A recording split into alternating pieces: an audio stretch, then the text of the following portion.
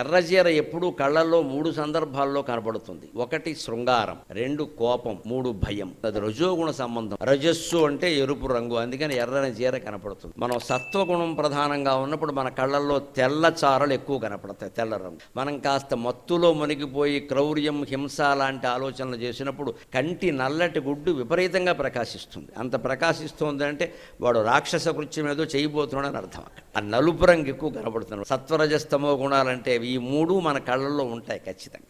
ఆ కళ్ళల్లో కనుక మనం సూటిగా, సరిగ్గా, స్పష్టంగా, సూక్ష్మంగా చూడగలిగితే ఆ మనిషి మాటలతో మనని మోసం చేస్తున్నాడో నిజం చెబుతున్నాడో గమనించవచ్చు. చిట్టుబండి కంపెనీలో చేరమని, డిపాజిట్లు చేయమని, ఏవో రకరకాల మాది రియల్ ఎస్టేట్ అండి, మీ పక్కనే కడుతున్నామండి, అబ్బో బ్రహ్మాండం అండి, 10 కడితే 3 ఫ్రీ అండి, ఈ మాటలన్నీ మాట్లాడుతూ ఉంటారే. అలాంటప్పుడు ఖచ్చితంగా వాడి కళ్ళల్లోకి 2 నిమిషాలు అలా చూస్తే ఇంకా ఆపేసి టీ గ్లాస్ అక్కడ పెట్టి వెళ్ళిపోతాడు వాడు. వీళ్ళు కనిపెట్టేశారు.